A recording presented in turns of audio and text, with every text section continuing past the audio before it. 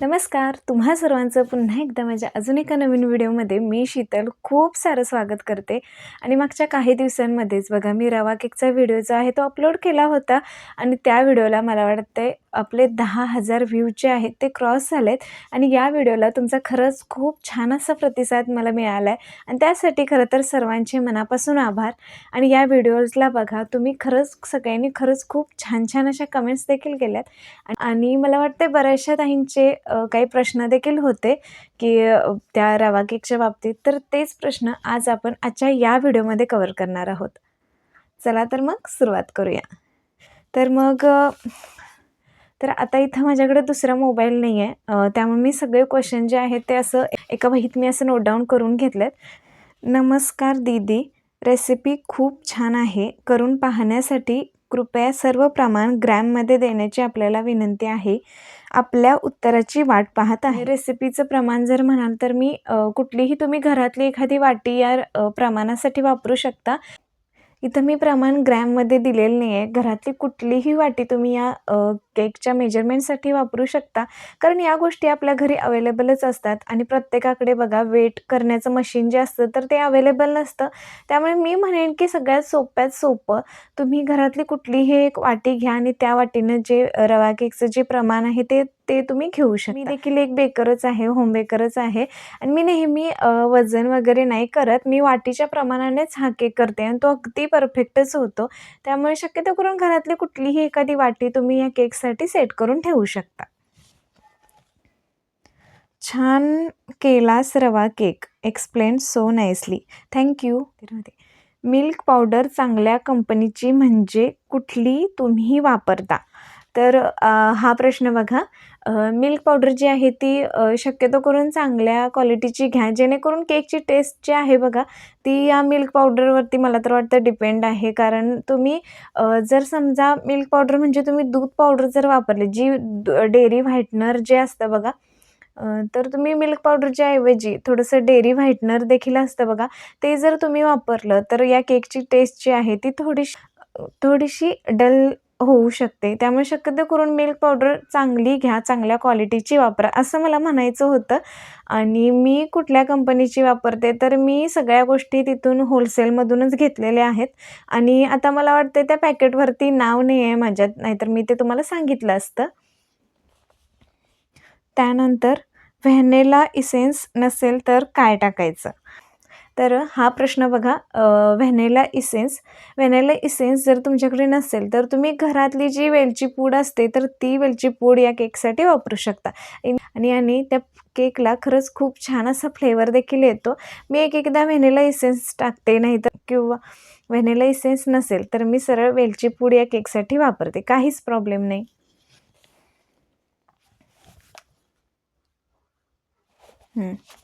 त्यानंतर बघा, केक किती वेळ बेक करायचा? तर केक किती वेळ बेक करायचा, तर नॉर्मलच जे टायमिंग असतं बघा, जर तुम्ही प्रेमिक्स केक जे आहे ते बनवत असाल, बेस बेक वगैरे करत असाल, तर त्यासाठी आपल्याला 25 ते 30 मिनटं पुरेसे होतात. पण जर तुम्ही मैदा वापरून घरगुती साहित्यात जर केक बेक करत असाल तर त्यासाठी थोडंसं जास्तीचा वेळ तुम्हाला लागू शकतो. मला वाटतं एक 30 ते 35 मिनटं, 35 ते 40 मिनटं, जसा आपला केक बेक होतोय त्यावरती डिपेंड. कारण प्रत्येक साहित्याच्या क्वांटिटीनुसार देखील केकला बेक व्हायला देखील वेळ लागू शकतो. जर अर्धा किलोचा असेल तर तो लवकर बेक होईल, जर 1 किलोचा असेल तर तो थोडासा जास्त वेळ घेईल. त्यामुळे आपल्याला एक थोड्या वेळानंतर, म्हणजे एक स्पेसिफिक टायमिंग झाल्यानंतर आपल्याला त्याला मध्ये चेक करून बघायचं आहे की केक बेक झाला आहे का, आणि त्यानंतर पुन्हा तुम्ही त्याला म्हणजे अजून एकदा चेक करून तुम्ही त्याला काढू शकता. ताई, तुम्ही प्रमाण नाही दिलं आहे. तर मी प्रमाण दिलं आहे. प्रमाण डिस्क्रिप्शनमध्ये तुम्हाला तिथं मिळून जाईल आणि डिस्क्रिप्शन तुम्ही चेक करा, तिथं प्रमाण मी दिलं आहे आणि या प्रमाणानुसार तुम्ही केक जो आहे तो बेक करू शकता. अजून एक ही कमेंट आहे बघा, की ह्या ताईचा एक खरंच खूप छान त्या ताईंनी सगळे त्यांना जे काही प्रश्न पडले ते त्यांनी या कमेंटमध्ये मला सांगितले. तर यांच्या प्रत्येक प्रश्नाचं उत्तर मी तुम्हाला देते बघा. मला वाटतं बऱ्याच जणांचे हे प्रश्न असतील. केक खरंच खूप सोप्या पद्धतीने सांगितलास तू दीदी. तर थँक्यू. पण माझ्याकडे ओव्हन नाही आहे आणि तू बिना ओव्हन बनवला पण पण तू तुझ्या घरगुती ओव्हनची माहिती नाही दिलीस. तर मी देखील बिना ओव्हनचाच हा केक बनवला आहे. माझ्याकडे ओव्हन नाही आहे घरी. तर जेव्हा कधी मी ओव्हन घेईल तर त्याची देखील माहिती तुम्हाला नक्कीच देण्याचा प्रयत्न करेन. आता तर मी घरगुतीच म्हणजे पातेल्यामध्येच हा केक जो आहे तो बेक करते आणि नेहमीच करते. ऑर्डरचा असू दे किंवा घरी जरी मला खायला बनवायचा असेल तर तो देखील मी या पातेल्यामध्येच बेक करते. असं काहीच नाही की तुम्हाला ओव्हन लागतोच. कारण बघा जास्त क्वांटिटीमध्ये असेल जर तुमच्याकडे ऑर्डर जास्त येत असतील केकच्या तर त्यावेळी तुम्हाला ओव्हन जो आहे तो परवडतो. जर तुम्ही सुरुवातीला आत्ताच जर स्टार्ट केला आहे तर तुम्ही ओव्हन नाही घेतलेलाच बरा. जर तुमच्या ऑर्डर तशा जास्त येत असतील तुम्हाला तर त्या पद्धतीने तुम्ही ओव्हन जो आहे तो नंतर घेऊ शकता. पातेल्यात खाली वाळू ठेवली होती का ते सांग. तर पातेल्यामध्ये मी वाळू ठेवली नव्हती. बऱ्याचदा दाखवतात की वाळू वगैरे ठेवली किंवा नमक देखील घालतात त्यामध्ये. पण मी असं काहीच घातलेलं नाही. सिम्पली मी पातेल्यामध्ये जे आपण गरम भांडं ठेवण्याकरता एक स्टँड असतं बघा, त्याचा फोटो मी इथं तुम्हाला दाखवेन. तर ते स्टँड मी त्या पातेल्यामध्ये ठेवून झाकण ठेवून त्याला मी सुरुवातीला फक्त एक 10 मिनिटं हाय फ्लेमवरती फक्त एक 10 मिनिटं हाय फ्लेमवरती मी त्याला प्रीहीट करून घेतलं होतं आणि त्यानंतर मी केक जो आहे तो त्यामध्ये बेक केलेला. वाळू किंवा मीठ वगैरे वापरायची अजिबात गरज नाही आहे. मीठ किंवा वाळू किंवा मिठाशिवाय देखील केक अगदी व्यवस्थित आणि अगदी मस्त असा बेक होतो, नो प्रॉब्लेम. आणि दुसरा प्रश्न, केकचा जो डबा तू वापरलायस त्याऐवजी स्टीलचा कुकरचा वापरला तर चालेल का? तर हो, मी खरं तर केकचं जर म्हणाल, केकच्या डब्याच्या बाबतीत जर म्हणाल, तर मी केकची सगळी भांडी म्हणजे बऱ्यापैकी थोडीफार भांडी माझ्याकडे अवेलेबल आहेत. त्यामुळे मी त्यामध्येच तो बेक केला आहे. तुमच्याकडे जर नसेल, तर तुम्ही कुठलाही तुमचा स्टीलचा एखादा कुकरचा डबा असतो बघा, त्यामध्ये देखील हा केक जो आहे तो बेक करू शकता. काहीच प्रॉब्लेम नाही. यामध्ये केक जो आहे तो देखील अगदी मस्त परफेक्ट असा बेक होईल.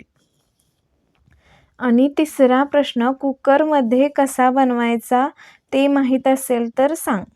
तर कुकरमध्ये बनवायला पण एवढं काही अवघड नाही आहे बघा, की कुकरची शिट्टी जी आहे ती आपल्याला काढून ठेवायची आहे आणि त्याची रिंगी देखील असते बघा, तर ती देखील आपल्याला काढून ठेवायची आहे. या दोन्ही गोष्टी आपल्याला अगोदर काढून ठेवायच्या आहेत, लक्षात घ्या. नाहीतर तुम्ही फक्त रिंगी जरी शिट्टी जरी कुकरची शिट्टी जरी काढली तरी देखील चालेल, रिंगी जरी ठेवली तरी देखील चालेल. पण कुकरची शिट्टी तुम्ही नक्की काढा आणि त्यामध्येच बघा जसं आपण पातेल्यामध्ये हा केक बेक करतो, एखादं खाली स्टँड ठेवून आणि पुन्हा त्यावरती केकचा टीन जो आहे तो आपल्याला ठेवायचा आहे आणि पुन्हा झाकण लावायचं आहे आणि जसं आपण पातेल्यामध्ये बेक करतो तसंच आपल्याला एक 25 ते 30-35 मिनटं आपल्याला जसं लागेल तसा तो केक जो आहे तो बेक करायचा आहे. पण लक्षात घ्या, कुकरमध्ये जर तुम्ही बनवत असाल तर कुकरची रिंगी, मी तर म्हणेन रिंगी आणि कुकरची शिट्टी देखील तुम्ही नक्की काढा. आठवणीने काढा खरं तर आणि यामध्ये देखील केक जो आहे तो बेक होतो. आणि चौथा प्रश्न, दूध पावडरला ऑप्शन काय सांग बास. रिप्लाय दे नक्की दीदी. ओके. आता यांनी सांगितलं आहे की दूध पावडरला ऑप्शन. आणि जर तुम्हाला दूध पावडर टाकायची नसेल तर तुम्ही नाही टाकली तरी देखील चालेल. कारण बघा, जर तुमच्याकडे अवेलेबल नसली तर तुम्ही नाही टाकली तरी देखील चालेल. याने देखील केक जो आहे तो तुमचा बेक होईल. पण एक रवा केकची रिच टेस्ट असते बघा, तर ती त्या केकला येणार नाही. अगदी साधा सिंपल जो आहे तो केक तो तयार होईल.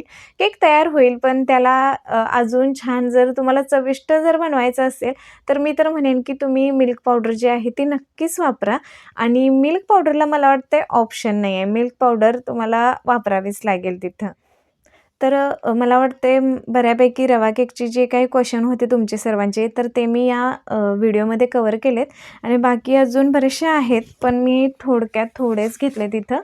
आणि बरेच जण कमेंट करतात की हां, आपका चॅनल मॉनिटाईज मॉनेटाइज हुआ है क्या? तर आपलं चॅनल जे आहे ते मॉनेटाइज आहे आणि आपण खरं तर आपली पहिली पेमेंट येण्याच्या खरंच खूप जास्त जवळ आहोत. आपली लवकरच पहिली पेमेंट येईल आणि त्यासाठी बघा मला तुम्हा सर्वांचा खरं तर सपोर्ट हवा आहे. तुमच्या सपोर्टशिवाय हे शक्य नाही आहे आणि त्यामुळे कीप वॉचिंग. तर रवा केकच्या बाबतीतले सगळे क्वेश्चन मी या व्हिडिओमध्ये कव्हर केलेत. याशिवाय जर तुमचे अजून काही प्रश्न असतील काही जरी, तर तुम्ही ते मला कमेंट्समध्ये सांगू शकता. मी तुम्हाला तिथं त्याचा रिप्लाय देण्याचा नक्कीच प्रयत्न करेन. आणखीन आपल्या चॅनलवरती व्हिडिओ जे आहेत ते असेच कंटिन्युअसली अपलोड होत राहतील यापुढे. कारण थोडंसं पाठीमागे पारायण वगैरे गुरुचरित्राचं पारायण जे होतं त्यामुळे माझं थोडंसं व्हिडिओंकडे दुर्लक्ष झालं आहे. पण आता इथून पुढे कंटिन्युअसली तुम्हाला व्हिडिओज येतील. आणि कालचा जर तुम्ही गुरुचरित्र पारायणचा व्हिडिओ की ज्यामध्ये मला पारायणचा कुठला अनुभव आला किंवा मी ते पारायण कसं केलं आहे, ह्या सगळ्याची माहिती मी कालच्या व्हिडिओमध्ये दिली आहे. आणि तो जर व्हिडिओ तुम्ही पाहिला नसेल तर नक्की एकदा जाऊन पहा. आणि खरंच खूप छान असा अनुभव मला या पारायणादरम्यान आला आहे आणि तोच अनुभव मी त्या व्हिडिओमध्ये शेअर केला आहे. तर तो तुम्ही तिथं जाऊन नक्की एकदा चेक करा. आणि आणि आजचा व्हिडिओ तुम्हाला कसा वाटला तर ते मला कमेंट्समध्ये सांगायला अजिबात विसरू नका. आणि अजून कुठल्या विषयावरती तुम्हाला व्हिडिओ पाहायला आवडतील तर ते देखील तुम्ही मला कमेंट करून नक्कीच सांगू शकता.